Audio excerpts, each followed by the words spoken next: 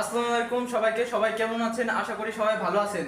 তো আমাদের চ্যানেলের প্রথম ভিডিওতে আপনাদের স্বাগতম। তো আপনারা এই চ্যানেলে আপনারা দেখতে পারবেন আমাদের প্রতিদিনকার কুকিং ব্লগ। তো বেশি কথা না বাড়িয়ে তো চলেন ভিডিওটা শুরু করা যাক। আজকের রেসিপি হলো কবুতরের মাংস ভুনা, আর রান্না করবে হচ্ছে আমার বড় ভাই। এই যে প্রথমে কড়াই গরম হয়ে গেছে, কড়াইয়ের ভিতর প্রথমে দিয়ে দেব তেল। পরিমাণ মতো তেল দেওয়া হয়ে গেছে। এখন তেল দেওয়ার পরে এখন কুচানো পেঁয়াজ দিয়ে দিব।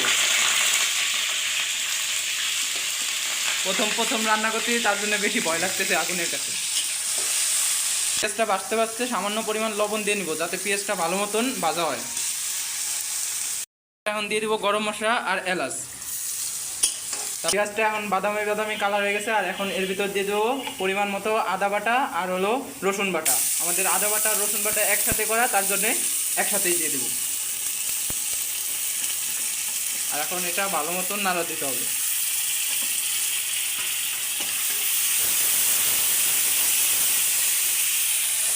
মশলাটা ভাজা হয়ে গেছে, এখন পরিমাণ মতো একটু পানি দিয়ে নিব যাতে যে নিচে লেগে গেছে যেগুলো এগুলো উঠে যায়।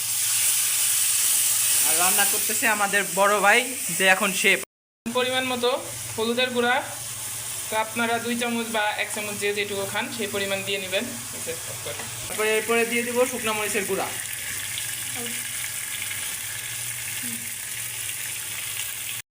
এরপরে দিয়ে দেবো ধইনা জিরা একসাথে মিক্স করা ওইটার গুঁড়া।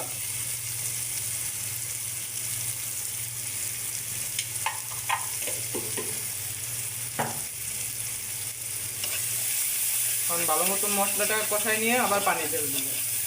সব মশলা দেওয়া হয়ে গেছে, এখন তার ভিতরে পানি দিছি। মশলাটা কষানো হবে। মশলা কষানো হলে কেটে রাখা হচ্ছে আলু আছে, আলুটা এর ভিতরে দিয়ে দেব। মশলা কষানো হয়ে গেছে, এখন হচ্ছে কবুতর মাংস যেহেতু বেশি আলু দেবো না, মাত্র 2টা আলু কুচি করা ছিল, সেই আলু 2টা দিয়ে মশলা আবার ভালো মতো কষিয়ে নেব। এখন দেখুন মশলাটা হচ্ছে লেগে গেছে, যার কারণে হচ্ছে আর একটু পানি দিলে দেবো। কষানো হয়ে গেছে, এখন এর ভিতরে মাংস দিয়ে দেবো।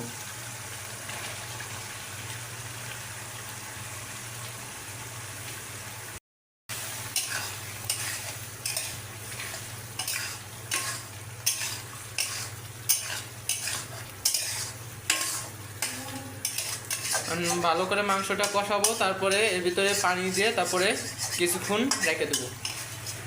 মাংস কষানো হয়ে গেছে, এখন পরিমাণ মতো ঝোলের জন্য পানি দিয়ে দিব। পরিমাণ মতো পানি দিয়ে দিলাম। পরিমাণ মতো পানি দেওয়া হয়ে গেছে, এখন ভালো করে নাড়া দিয়ে এখন ঝোলটা ঢেকে দেবো। কিছুক্ষণ ঢাকা থাকবে, তারপরে মাংস উঠাই ফেলাবো।